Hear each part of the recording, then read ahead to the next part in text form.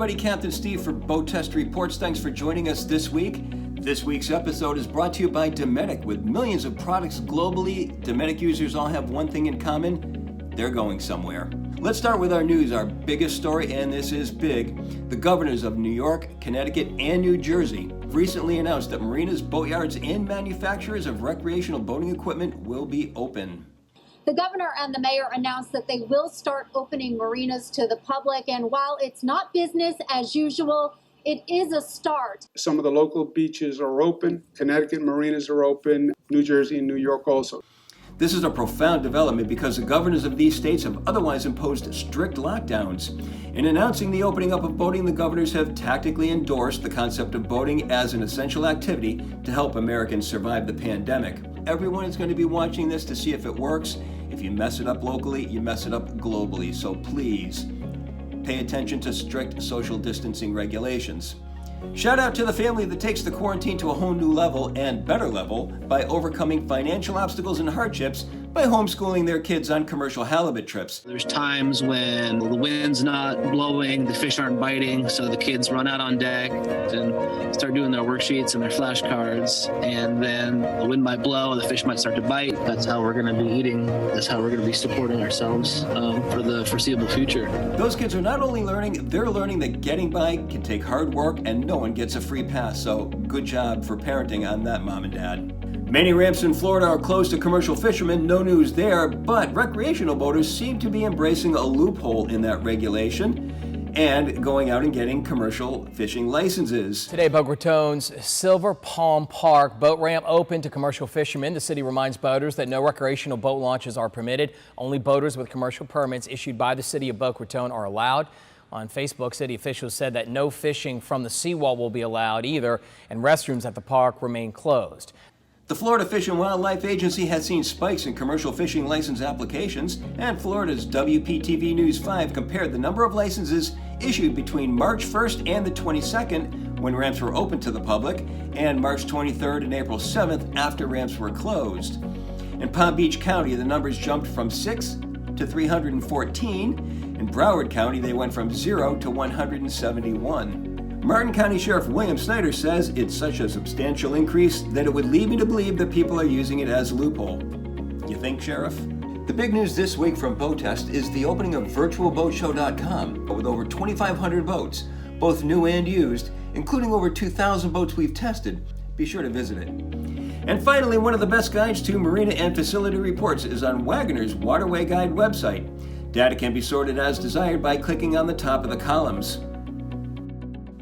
And this week's boat buying tips will be focusing on rails for your boat and what to look for. First of all, ABYC and NMMA standards call for rails on all weather decks intended to be used while underway. These should be a minimum of 24 inches above the deck.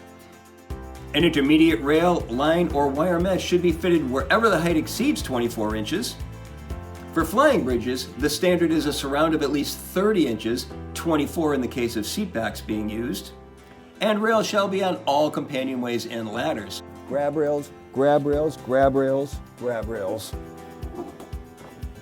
Now this is why BoatTest always measures and reports those measurements in our videos. Now in case you missed it, here's a look at some of our recent tests. First is a Scandinavian designed and Swedish built boat from Nimbus, the T9, the first of the company's new 9-meter series. Take a look. This will be the first gathering area, and it's under a hardtop 6 feet 5 inches overhead. There's U-shaped seating in the back with a table in front, and the table is easily expandable. We can also take this backrest, remove the table, and make a full sun pad. Padded bolster is right on top of a flip. Galley up. Take a look at these bulwarks though. 29 inches high with rails topping out at 31. Both far exceed ABYC standards. At the bow, comfortable seating, 46 inches wide. There's not storage underneath, but this leads instead to the cabin down below. Now we can easily load stuff into the cabin or leave this hatch open and create a nice draft while we're having a sleep at anchor. There's certainly plenty enough room to move around. Headroom right at the entrance, 4 feet 11 inches, which relieves 3 feet 5 inches over the seat, 2 feet 5 inches over the berth. Next is a finely built Italian yacht with a focus on attention to detail. Take a look at the Absolute 47 Fly. Absolute decided to use the bow design on the 47 Fly to improve space in the master bow cabin. The stateroom sole is on a single level and headroom is 6 feet 4 inches. The berth now comes out in the center of the cabin. Abaft the helm is an inboard-facing love seat, while to port is a lounge that wraps around a table that raises and lowers manually. Absolute creates a seamless transition from the 47th Fly salon to the cockpit with a double-wide sliding door and a window that lowers as well. Stairs to the starboard side of the cockpit lead to the 47 Fly's upper deck, and the flybridge entry closes with a hatch.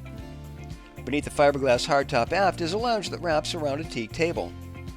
The flybridge galley to port has a sink with a removable cover, a Kenyan electric grill, an isotherm refrigerator to the left, and an ice maker to the right. And lastly, the flagship of the Mastercraft lineup, bringing luxury and comfort to a wake surf platform, it is the X26. Now, the largest boat in the Mastercraft fleet is yacht certified and fully equipped with an advanced fast fill ballast system, added power and control, an array of seating combinations, everything you need for a full day of wake riding. Designed and tested with the help of pro athletes, we were told that the X26 caters to all skill levels. The X26 helm is tucked off to the starboard side and boasts a simplified design with two main features standing out: the digital instrumentation panel and touch display. By eliminating the centerline walkthrough and, more importantly, those forward ballast sacks, the X26 can now accommodate a comfortable head. It's with the portside walkthrough and pickle fork bow design that allowed Mastercraft to create a more spacious, C-shaped layout. The X26 certainly took advantage of her yacht certification, as we found no shortage of seating space here. Now, BoatTEST Leasing seems to be taking off with more and more people getting interested in it. To talk about it, here is BoatTEST Leasing's General Manager, Greg Sweeney. Since we introduced BoatTEST Leasing in our first program 3 weeks ago, we've gotten lots of mail saying what a good idea it is, and one right for the times. Many of our emails ask questions, so today we're going to put them to BoatTEST Leasing's General Manager, Greg Sweeney, who's on a boat for lease in St. Petersburg. Greg, how are you today? I'm doing great, Captain Steve. How are you?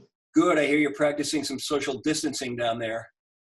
We are, and Maximo Marina has, they've got some common sense rules in place that are designed to keep everyone safe. Docks are spaced widely apart, plenty of room here. You don't have to interact with anyone. Listen, one of the most popular questions we get is, how does the leasing program work? Well, an owner of a late model boat would ask us to lease the times on the boat that he's not utilizing it. So a certain number of days are available per year. We would take over management of the boat for those days and lease the boat out on an annual basis to several people for a certain number of days each year. The leaseholders are guaranteed a number of days that they choose.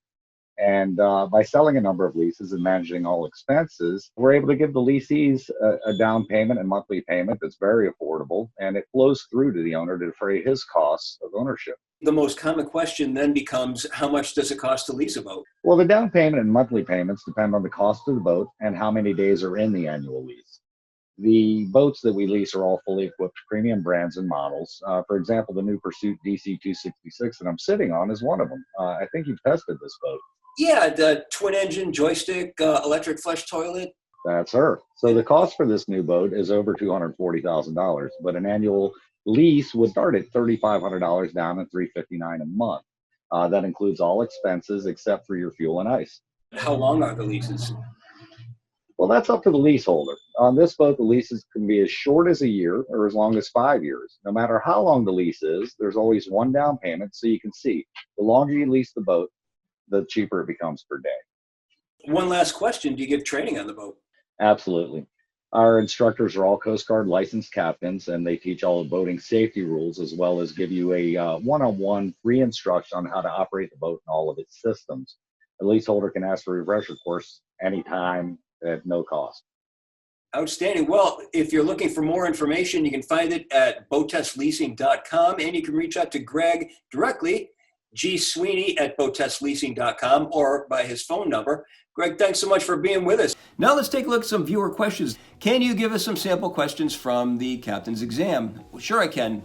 Let's do the first one from the NAV General exam. First question is, on entering from seaward, a starboard side day mark will A, show a fixed red light if lighted, B, show a Morse A white light, C, be square in shape, or D, have an even number if numbered. The correct answer is D. If you are entering from seaward, any marker on your starboard side should be red, right returning. That's coming from seaward. Red markers are numbered even, black or green are numbered odd. A is wrong as the light will be flashing. Nav aids will never have fixed lights. This is how you distinguish them from the lights behind them on shore. B is wrong since Morse light is on a mid-channel buoy. C is wrong as the green day marks will be square, red ones are triangular, and that's how the colorblind can still navigate. Second question, your vessel is broken down and rolling in heavy seas. You can reduce the possibility of capsizing by A, rigging a sea anchor, B, constantly shifting the rudder, C, moving all personnel forward and low, or D, moving all personnel aft. The answer actually is A, rig a sea anchor from the bow. Now, if you're not familiar with a sea anchor, it's basically a parachute with a long line that you rig from the bow. The drag from the parachute will keep the bow pointed into the seas, so it's going to be much safer for you and you will be rolling a lot less. Now, don't have a sea anchor? That's normal. I don't know too many people that do, but you can always use the 5-gallon bucket on a recreational boat. On a luxury yacht, maybe not so much. Don't have a 5-gallon bucket? Get one. It is a boater's best friend. It can be used as an emergency bailer. You can store stuff in it. It becomes a quick seat, wash down barf, anything. 5-gallon bucket is pretty much an essential to have on any boat. Now, this episode is being brought to you by Dometic. With hundreds of products on your boat, from climate control to refrigeration, there's pretty much something for everyone, but there's been some big news going on at Dometic recently, and here to talk about them is Brian Dudra, Vice President and General Manager from Vancouver, Canada. Brian, nice having you with us. Thanks, Captain Steve. And my first question, and I think what others are also curious about, is what separates your joystick from the others on the market? So we are actually the first company to launch what we call as EPS, or electronic power steering, and that's used in conjunction with the joystick control. So we were the first company to launch that for outboard engines, and that was back in 2012. Our goal is really just to make the boater's life a lot easier. In terms of what sets our joystick apart, we have advanced control logic, which we think is a lot more intuitive and user-friendly. It reduces the number of engine shifts, which allows for much smoother operation on the boat when you're using the joystick, but it also protects your lower engine and your gear cage from a lot of damage from repetitive shifts. We're the only company to offer joystick for the aftermarket. As a leader in marine steering, we supply our joystick components or complete systems to many of the engine manufacturers out there. It's available as an OEM or aftermarket, but can we specify getting yours as OEM? You can, absolutely. It's some builders will offer it at the OEM level. Some of them will offer just the EPS portion, the electronic power steering, and then you may be able to upgrade to the Optimus 360 joystick control at the dealer level. It really comes down to the boat builder and the engines that you're hanging off the back of the boat. What applications can we put it on? It's all sorts of applications. So Optimus 360 and electronic power steering is available for most center console, saltwater fishing vessels, ribs, catamarans, houseboats, pontoon boats. It fits twin, triple, up to quad outboard boats, as well as many stern drives. And the 360 portion is compatible with either mechanical or electronic shift and throttle control engines. And we work with pretty much all the engine manufacturers out there. We're not specific to any one brand of engine manufacturer. Now, can an owner install an aftermarket Optimus 360 joystick himself? Installation is not recommended for a do-it-yourselfer, but we do have a network of over 400 Optimus authorized installers around the world. We put them through a fairly rigorous training session to make sure they understand the product, they can install it, and they know how to tune it for each boat. Okay, and do you have any other products that are coming out that we need to know about? We just introduced a new fully electronic steering actuator. So this is the first complete bolt-on electronic steering for outboard engines. Same deal as before, it's compatible with twin, triple, quad engines. You could do a single if you just want the steering, but that you would not get the joystick on. But for twins, triples, and quads, you can get the joystick going as well. This eliminates all the hydraulic fluid, hoses, pumps. It frees up a lot of space inside the boat. It removes weight from the boat. Everything is built right into this electronic actuator. So you're really just connecting the helm up at the front of the boat, your CAN communication wire to the back to the actuator, and connect it to the battery, and you're finished. Websites where we can find out more information? Just go to Dometic.com. Really exciting times going on for Dometic. Thanks so much for joining us. This has been great and educational. was a real pleasure talking with you, and thanks so much for joining us. Great. Thanks, Captain Steve. That's our show for this week. Coming next week, information on our exclusive virtual boat show, so be sure to watch for that. As always, keep those questions coming. Stay safe, practice social distancing, and thanks for watching. As always, I am Captain Steve, and I will see you on the water.